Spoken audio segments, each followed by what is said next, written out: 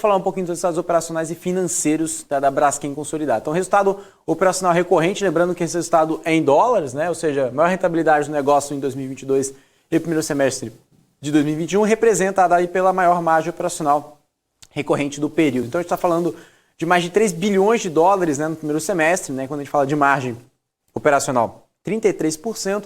E no segundo trimestre, 36% de margem, ou seja, a companhia conseguiu aumentar 40% referente ao primeiro trimestre de 2021 para 1,7 bilhões de dólares. Tá? Nos comentários aqui sobre o resultado operacional, né, a companhia teve aí um resultado superior, explicados aí, principalmente por melhores spreads internacionais, né, de PE e PVC, ou seja, de polietileno e PVC, os principais químicos, né, do Brasil, né, o polietileno também.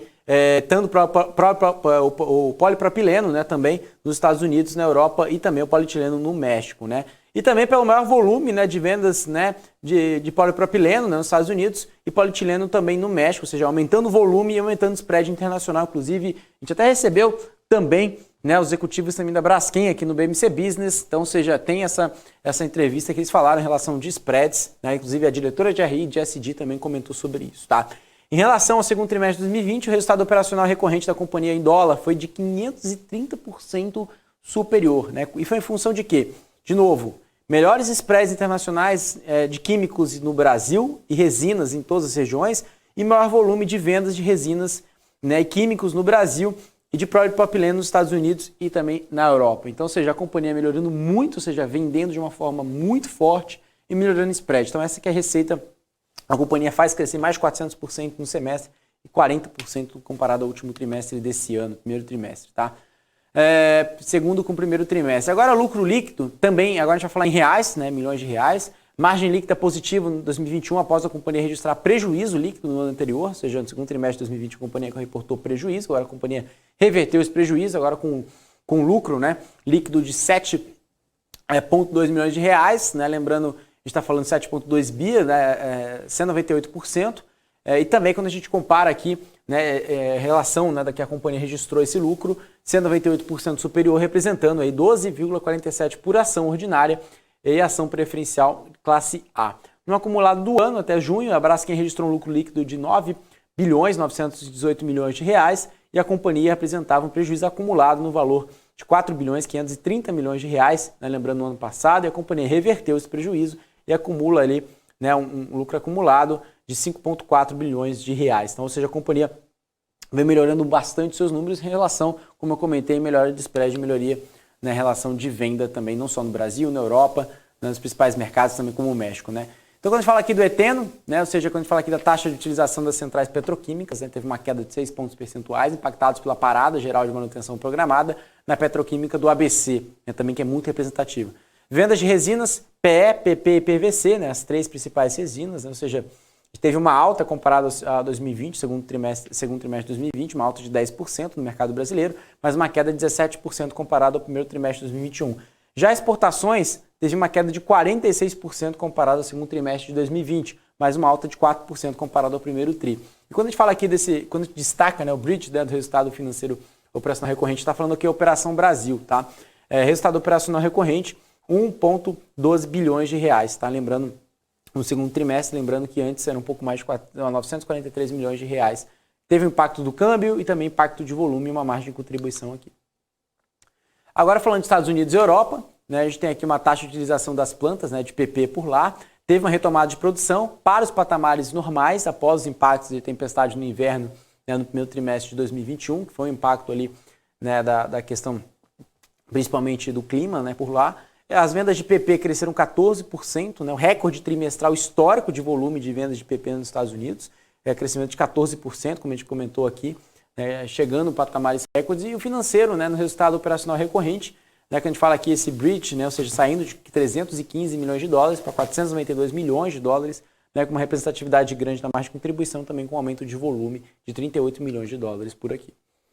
Agora, para a gente falar um pouco do México, né, o México também com a utilização das plantas de PE, né, de 58% impactado por instabilidade pontual no suprimento de energia elétrica em maio de 2021, isso é um ponto interessante. E também vendas de PE crescendo 15%. Né, e também, quando a gente fala aqui nesse bridge, né, resultado operacional recorrente, 200, né, milhões de dólares, um crescimento tanto de volume, 20 milhões de dólares, margem de contribuição 65 milhões também de dólares no resultado.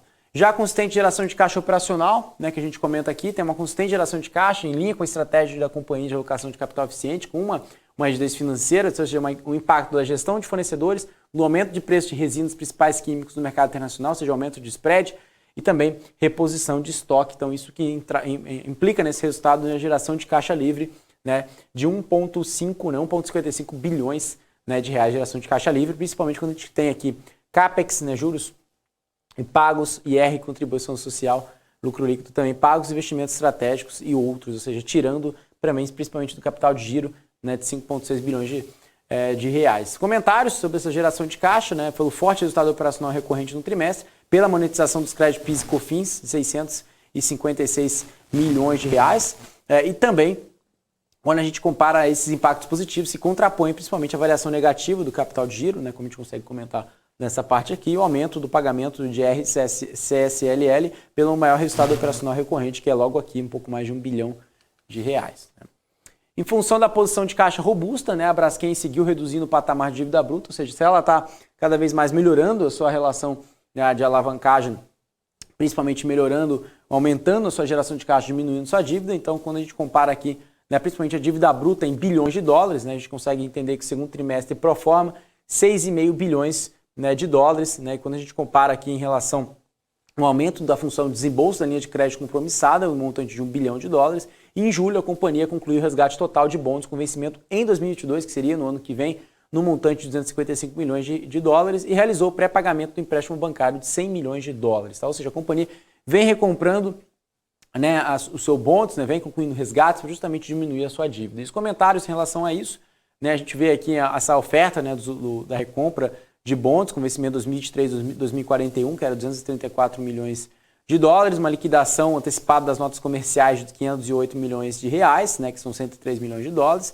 uma liquidação antecipada da nota de crédito de exportação de 400 milhões de reais, que era 81 milhões de dólares, e a liquidação antecipada de pré-pagamentos de exportação de 100 milhões de dólares. Então, no primeiro semestre de 2021, ou seja, a companhia vem pagando diversos compromissos financeiros, né, que seriam para frente. Né? Então, a companhia reduziu seu patamar de dívida bruta em aproximadamente 1,3 bilhões de dólares, adicionalmente, considerando as operações realizadas em julho, a redução atingiu aproximadamente 1,7 bilhões de dólares. Tá? Então, vem reduzindo dívida. Com a manutenção do endividamento, né, então a gente vê aqui um perfil do endividamento em milhões de dólares, bastante alongado, né, então a gente tem aqui o breakdown, a posição de caixa da companhia, né, com uma linha de crédito rotativo disponível, também ela tem um caixa ali de, né, um pouco mais de aplicado, né, em reais de 1,8, né, bilhões de dólares, aplicado em dólares 453 milhões de dólares, em stand-by ali, né, em linha de crédito rotativo disponível ali que ela pode utilizar, né, um pouco mais de 1 bilhão de dólares e também moeda estrangeira de forma geral. Então, como nós temos aqui, né, somando tudo isso, a gente está falando de um valor de 3,2 bilhões de dólares. Né? E o endividamento, a maior parte do endividamento está em 2030 para frente, que é 50% da dívida. Então, assim, ao longo do tempo, 20% da dívida está em 2028 e 2029, então a dívida está muito equacionada, com uma forte posição de liquidez, com a maior parte das dívidas com vencimento de longo prazo, como eu comentei. 50% da dívida é em 2030 em diante. Então, não se preocupa, né? A companhia não se preocupa com dívida.